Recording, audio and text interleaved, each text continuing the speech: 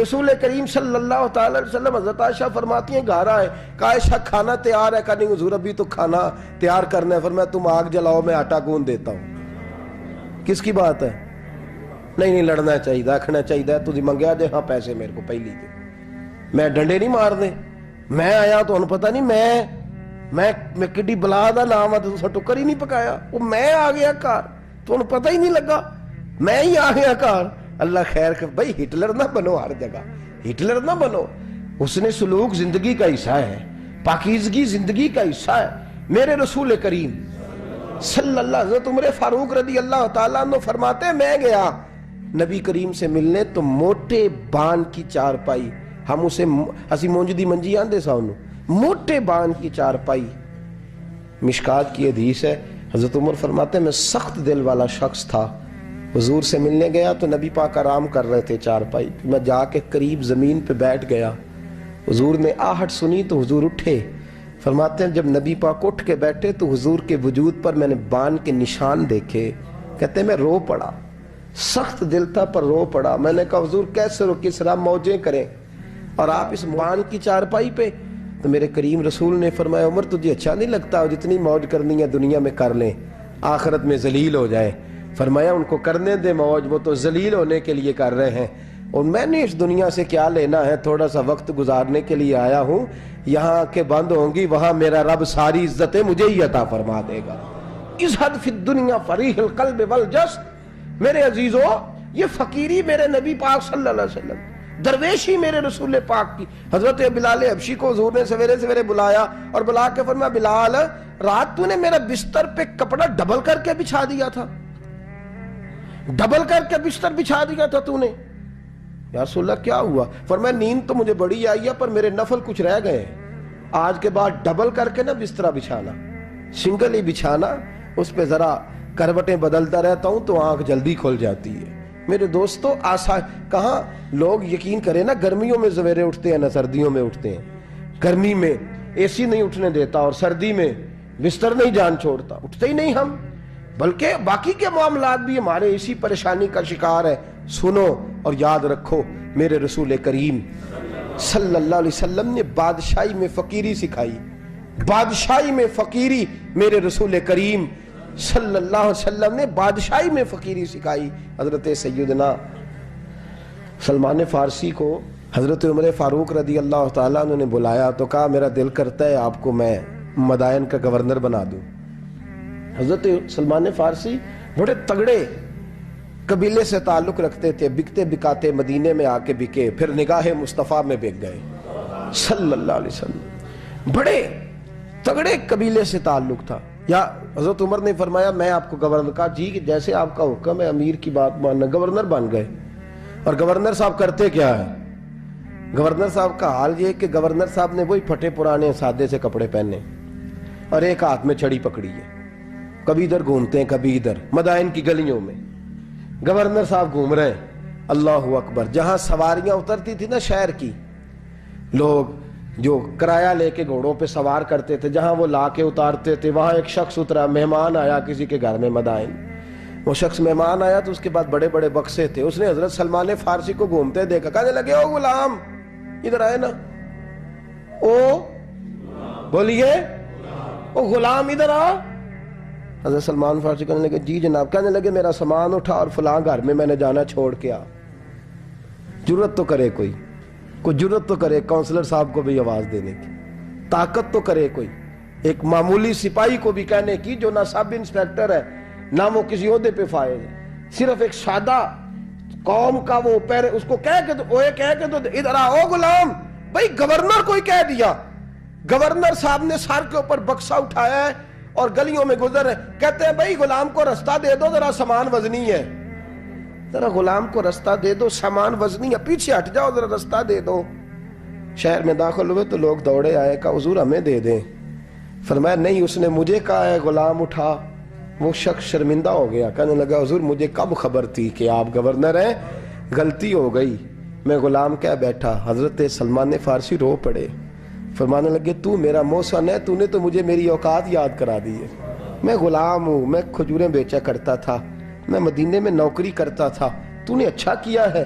فرمایا نا تو تو میرا موشن ہے, تو نے مجھے یاد کرا دیا, میں کیا نا, اب میں ہی لے کے چلوں گا. رستے میں جا رہے ہیں, ایک شخص دوڑا آیا, کہنے لگا حضور وزنی بڑا ہے, مجھے دے دیں. یہ بادشاہ ہیں, فقیری ہو رہی ہے, حضور وزنی بڑا ہے, مجھے دے دے, میں اٹھا لیتا ہوں. تو حضرت سلمان فارسی فرمانے لگے پہلے وعدہ کر قیامت کے دن میرے گناہوں کا بوجھ اٹھا لے گا. وعدہ کر, تو کہے گا اللہ کے حضور کے یا اللہ سلمان کے جو پاپ ہے ان کا بوجھ میں اٹھاتا ہوں. کہنے لگا حضور میں تو اپنا نہیں اٹھا سکتا. فرمایا پیچھے ہٹ جاؤ, اگر وہاں میرا کوئی بوجھ نہیں اٹھا سکتا تو یہاں بھی کوئی نہ اٹھائے. حضرت سلمان فارسی رضی اللہ تعالیٰ عنہ گورنر ہے صوبے کے. میرے دوست, ہماری یہ جو جھوٹی انا ہے نا, لوگ میرا استقبال کرے, مجھے اٹھ کے ملے, مجھے پروٹوکول دے, میرا نام جپے, میں ہوتی رہے ہر جگہ, بس مجھے ہی لوگ جانے. اور میرے عزیز اس دھندے سے باہر آ, نفس پرستی کی اس جنگ سے نکل آ, اپنے مزاج کی اس قلت سے نکل آ, اپنے آپ کو جو بات نہیں بھی آتی ہوتی اس میں بھی ہم دخل دے کے اپنا کوئی نہ کوئی پیغام اور جملہ ضرور بیان کرنا چاہتے ہیں. بھئی ہمارا بھی نام لکھ لو, ہم بھی شامل ہیں, ہمیں بھی پتہ ہے اس گورکھ دھندے کا کچھ نہ کچھ, ہمیں بھی شامل کر لو. یہ نفس پرستی کی جنگ ہے, اس سے نکلو. اگر رب کریم نے بادشاہی دی ہے تو اس میں فقیری کرو. کبھی کبھی اپنے کپڑے خود استری کر لینے چاہیے. نہیں نہ بولے آپ لوگ, مشکل کام بتا دیا نا میں نے. کس کے کپڑے استری کرنے کو کہا ہے جی؟ اللہ خیر کرے. میں کیا رہے, میں تو ماڑے دی گل کر چھڑی, بولے نہیں نا آپ لوگ. کبھی کبھی اپنے کپڑے خود استری, کبھی کبھی اپنے جوتے خود پالش کر, کچھ نہیں فرق ہوتا. اس سے آپ کا نفس کچلا جائے گا. کبھی کبھی نا, کبھی کبھی باوجود موٹر سائیکل اور گاڑی کی موجودگی میں پیدل سفر کر لینا چاہیے, کچھ نہیں فرق ہوتا. کبھی کبھی کوئی آدھا کلو چینی پکڑ کے دکان سے خود اپنے, کوئی نہیں کہنے لگا کہ غریب ہو گئے ہیں, ویکھو جی انہیں آدھا کلو کھانڈل, کہنے دو کو کہتا ہے. کچھ نہ کچھ اپنے نفس پہ بوجھ ڈالیں. بھئی کبھی کبھی آپ بھی, کبھی جو آپ کا ملازم ہے نا گھر میں, اس کو بٹھا کے کہا کریں بیٹھ یار میرا دل کرتا ہے میں تمہیں چائے بنا کے دوں. کبھی کہا کریں گھر والوں کو بیٹھو آج میں تمہیں کھانا گرم کر کے دے دیتا ہوں, کچھ فرق نہیں آنے لگا. عزت شان میں کوئی کمی نہیں آنے لگی. کبھی کبھی یہ کام, وہ جو گھومنے والی کرسی رکھی ہوئی ہے نا جس پہ بیٹھ کے ہم حساب کرتے ہیں, کبھی کبھی اس پہ کسی غریب کو بھی بٹھا کے دیکھیں, کچھ نہیں فرق آنے لگا. یہ نفس پر کچھ کوڑے برسائیں تاکہ یہ کچھ سمجھدار ہو جائے. یہ جو ہم نے بڑی لمبی چوڑی اپنے لیے جھوٹی انا کے دروازے کھول رکھے ہیں, یہ روز ہمیں دور کر رہے ہیں. جو نفس پرستی کی جنگ ہوتی ہے یہ بندے کو اللہ کے دروازے سے دور لے جاتی ہے. یہ نبی پاک کی محبت دل سے نکالتی ہے. یہ ذہن کے اندر اچھی سوچ نہیں آنے دیتی. ذہن میں جب بھی کوئی بات آتی ہے بری آتی ہے. تکبر اور غرور والے جو لوگ تھے نا, ان کا کبھی کچھ نہیں ہو سکا. جس نے کہا ہے مجھے چودھری صاحب کو, وہ بیچارہ اسی چکر میں رہا ہے اور لوگ آگے گزر گئے ہیں. جس نے کہا ہے مجھے سیٹھ صاحب کو, وہ اسی گڑبڑ میں رہا ہے اور لوگ آگے بیت گئے ہیں. دنیا میں کوئی پیشہ برا نہیں. ملت کے جوانوں, یہ تم نے کہا ہے نا کہ یہاں اگر ہم کسی گلی میں مزدوری کریں گے تو لوگ کہیں گے مزدور ہے, لیکن اگر یورپ میں جا کے ہم کریں گے تو کسی کو کیا پتا چلے گا؟ اور دیس اپنے دیاں واللہ نالو تمبے لالا کھائیے, امی غیر ملک دے باغاں اندر میوے کھان نہ جائیے. اپنی مٹی پہ چلنے کا سلیقہ سیکھو. کسی کے سنگ مر پہ چلو گے تو پھسل جاؤ گے. عزیزو, ہم آج اس بادشاہی میں فقیری کے حسن سے ناش جاگ رہے. حضرت عمر فاروق رضی اللہ تعالیٰ عنہ مدینے کی گلی سے گزر رہے ہیں, امیر المومنین ہے, مدینے کی گلی سے گزر رہے ہیں. ایک گھر کے اندر سے بچیوں کے رونے کی آواز آئی. بچیاں رو رہی ہیں اور بچی اپنی ماں سے کیا کہتی ہے؟ کہتی ہے اماں ابو بکر تو اب انتقال کر گئے. حضرت عمر کا پہلے دن ہے خلافت کا, اب ہمارا کیا بنے گا؟ ابو بکر تو وصال کر گئے. حضرت عمر فاروق رضی اللہ تعالیٰ عنہ نے رونے کی آواز سنی, دروازے پہ دستک دی. کہا بیٹو کیا بات ہے؟ تو بچیاں کہنے لگیں عمر ہمارے ابا جی, ہماری 10-15 بکریاں ہیں, تو ہمارے والد صاحب ان کا دودھ دھو کے بیچا کرتے تھے, گزارا ہو جاتا تھا. جس دن ابا جی فوت ہوئے تو اس دن سے لے کر ابو بکر صدیق روز عصر کے بعد آیا کرتے تھے, ہماری بکریوں کا دودھ دھو کے دیتے تھے. کچھ ہم پیتی تھی, کچھ بیچ لیتی تھی, گزارا چلتا تھا. جس دن ابو بکر صدیق خلیفہ بنے تو ہم نے جا کے کہا ابو بکر اب کون دودھ دھوئے گا؟ تو سیدنا صدیق اکبر رضی اللہ تعالیٰ عنہ نے فرمایا بیٹے پہلے تو میں مرضی سے خدمت کرتا تھا, اب تو مصطفیٰ کی امت کی نوکری میری ڈیوٹی بن گئی ہے, تو میں آؤں گا. بچیاں رو رہی ہیں, حضرت عمر کو بتاتی ہیں, کہتی ہیں ابو بکر چلے گئے ہیں تو ہم پریشان ہیں, یتیم ہیں, لاوارث ہیں, بھائی کوئی نہیں, کون آئے گا, کون دیکھ بھال کرے گا؟ حضرت عمر فاروق گھٹنوں کے بل زمین پہ بیٹھ گئے، ان چھوٹی چھوٹی بچیوں کو سینے سے لگایا، فرمانے لگے میں ابو بکر کا کیا کروں، میرے لیے رستے بڑے مشکل کر گیا ہے، میں اس کے کس بادشاہ وقت ہو کے وہ غریبوں کے گھروں میں آ کے ان کی بکریوں کا دودھ بھی دوتا تھا، امیر المومنین ہو کے یہ رنگ بھی تھا۔ فرمایا بیٹیوں فکر نہ کرنا، جب تک عمر زندہ رہے گا، عمر آتا رہے گا، یہ نوکری کرتا رہے گا۔ کچھ دن بیتے تو حضرت عمر فاروق کو یاد آیا، اوخو مدینے میں ایک بوڑھی اماں بھی رہتی ہے جس کا کوئی گھر کا کام کرنے والا نہیں، اور جس بی بی کا کوئی بال بچہ نہیں، اور آنکھوں سے بھی وہ نابینی ہے۔ حضرت ابو بکر صدیق رات کے سناٹے میں جایا کرتے تھے، اس کے گھر میں جھاڑو دیتے تھے۔ یہ بادشاہ ہے، اس کی فقیری کا رنگ دیکھو، اس کو کنویں سے پانی بھر کے لا کے دیتے تھے۔ اور یہ لفظ آپ سنیں گے تو حیران ہو جائیں گے۔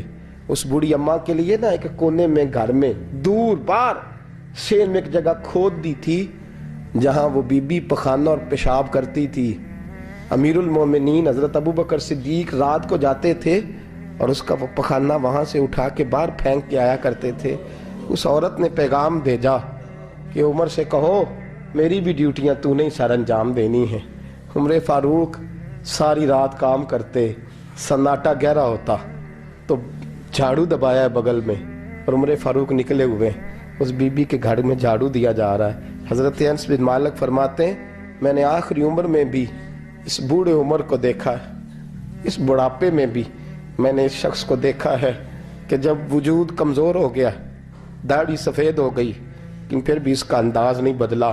اس نے ساری زندگی بادشاہی میں فقیری کر کے گزار دی، یہ پھر بھی کسی کے گھر میں جھاڑو دیتا ہے، کسی کی بکریوں کا دودھ دھوتا ہے، یہ کسی غریب میرے دوست یہ۔ اور جب سیدنا فاروق اعظم رضی اللہ تعالیٰ عنہ خطبہ دینے بیٹھتے ہیں تو کپڑے پھٹے ہیں، پیوند لگے ہیں، عشق سرکار سے دل جسے نے سنوارا ہوگا، اس کی قسمت کا بلندی پہ ستارہ ہوگا، اس کی قسمت کا بلندی پہ ستارہ